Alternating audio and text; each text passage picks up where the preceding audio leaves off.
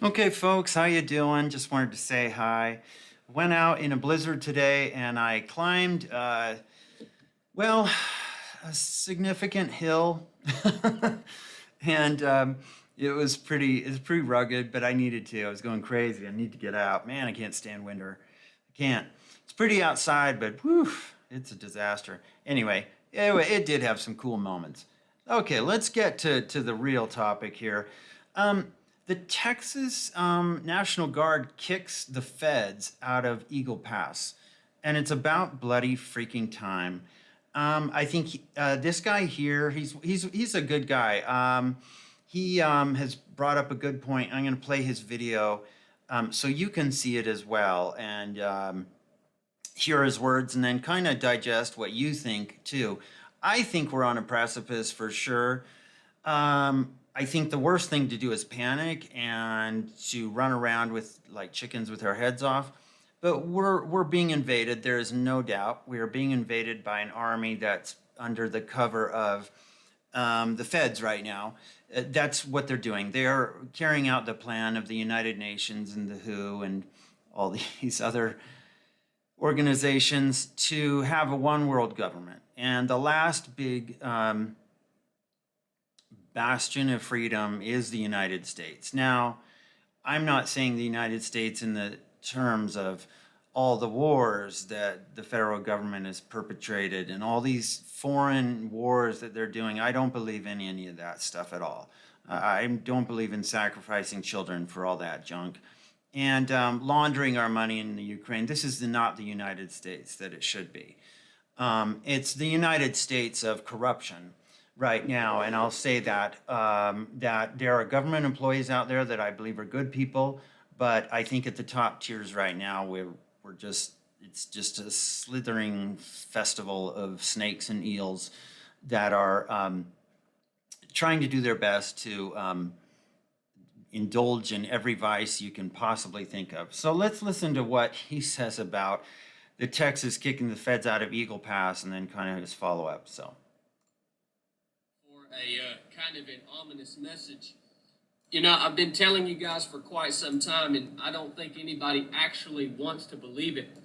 But when history looks back on the United States of America, this United States that we live in, 100 years from now, when history tells the story, it will tell us that the United States has fallen.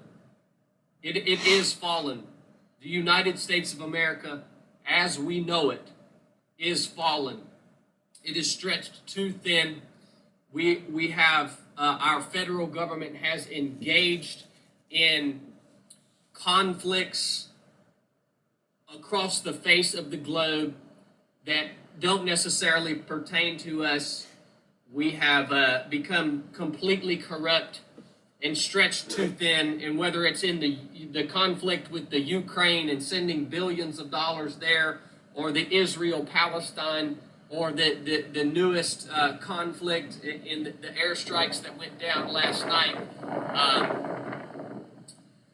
We are in the process right now, the very early stages, and we haven't woken up to it and we don't realize it, but we are in the process right now of forging something completely new and different than what we know of as the United States. We saw just yesterday that the state of Texas has taken control of, I think it's called Shelby Park in Eagle Pass, Texas. The state has taken control of this ground and basically told the Border Patrol, the federal Border Patrol, to kick rocks. This is a huge part of the solution, and this is a huge part of what it's going to look like for us moving forward as a United States. It's going to look like states taking back power, taking back control of their own ground, policing themselves, cleaning up messes for themselves, and telling the federal government to kick rocks. It's going to look like states like the state I live in, like Georgia. We need to come alongside Texas and supply them, allocate bodies to help them, allocate money to help them, because it's in our interest that Texas secures the border between Mexico and the state of Texas. It's in Georgia's best interest that that happens. So states are going to, little by little, begin to take back power, because we are understanding now that the federal government that has worked their way into manipulating every single state cannot do the job that needs to be done. They've become too large, they're stretched too thin, there are too many bureaucracies, there's too much corruption. It is fallen. It is fallen. And the only solution is for the states to freaking take control of the ground that they possess and do what needs to be done for the citizens of the state. This has all happened before.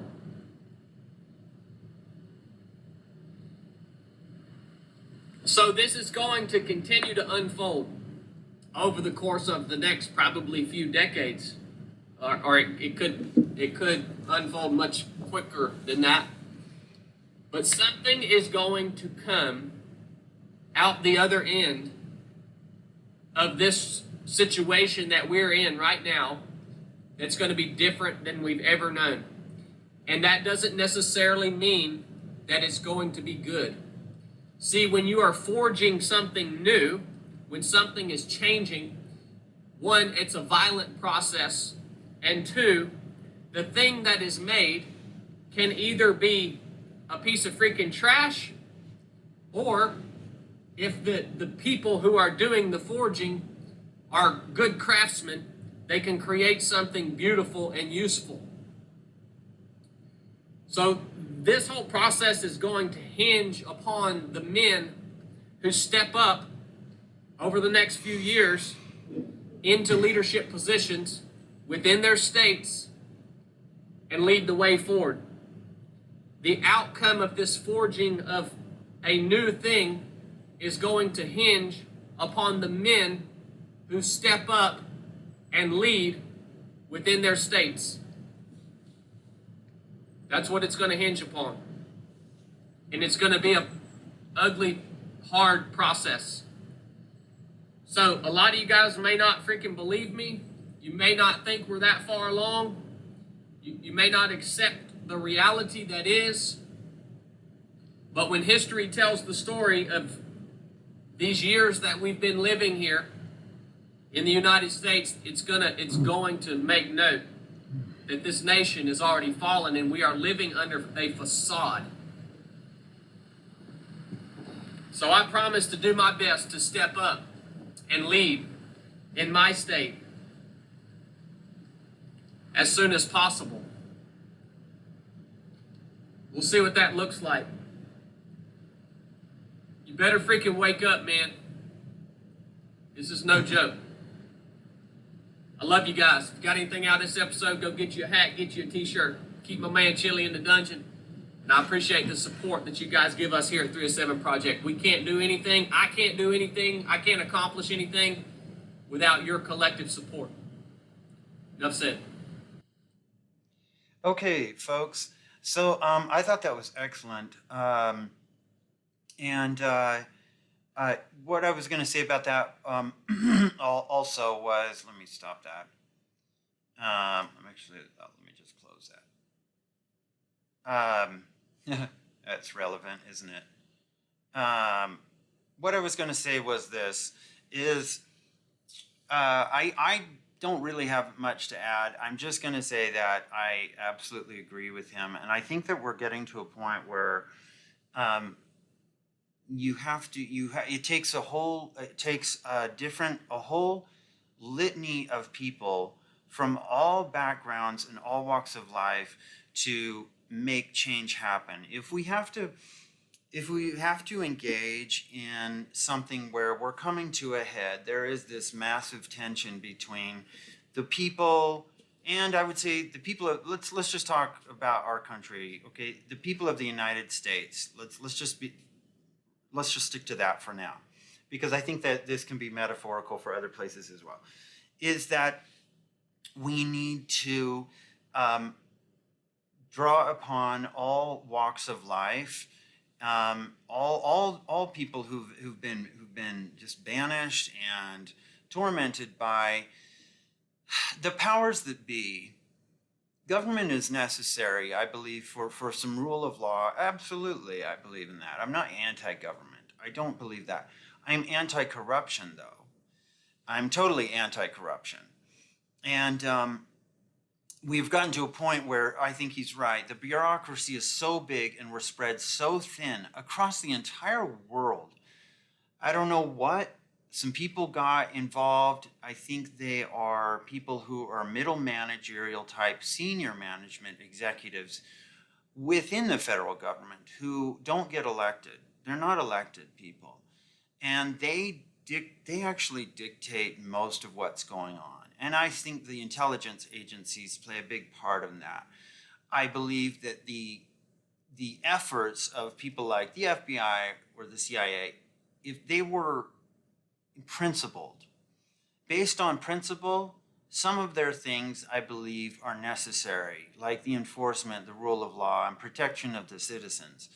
That's gotten way out of control.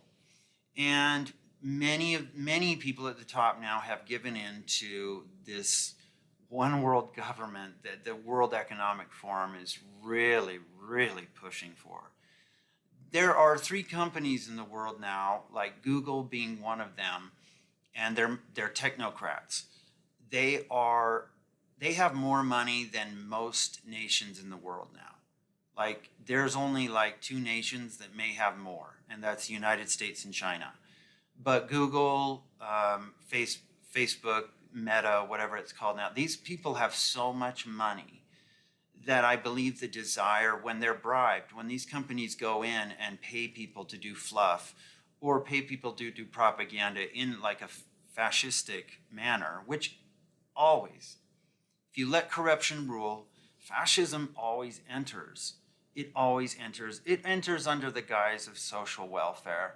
It enters under the guise of centralization. But what you get in the end is a mafia state. And that always seems to go where it's at. A mafia type of state, a cabal.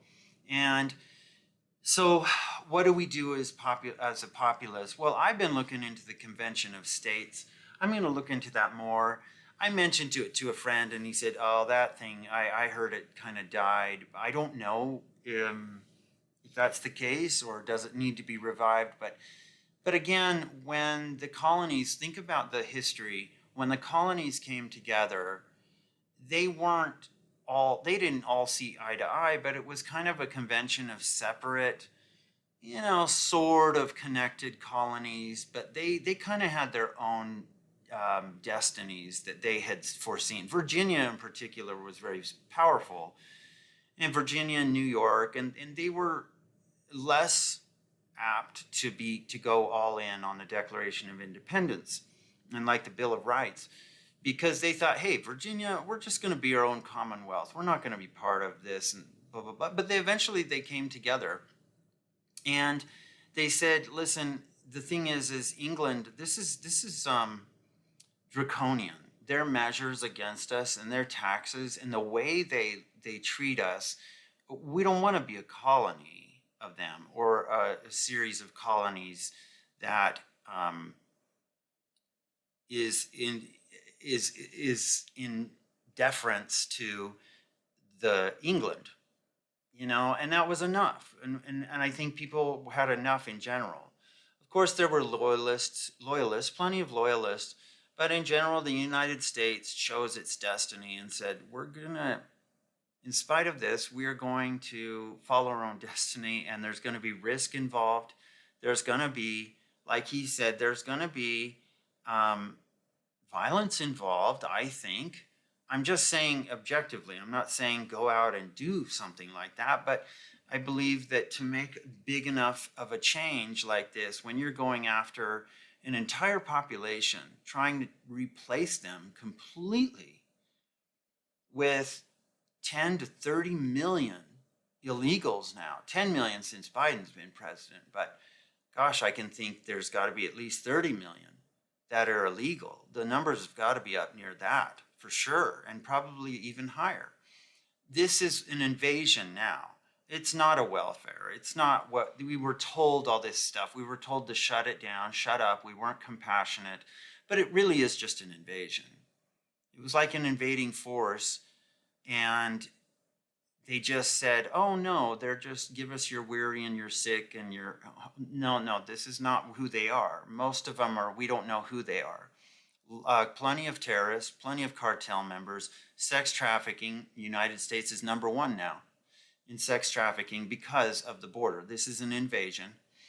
And so we have to push back. We have no choice now. We have to. I do love my country.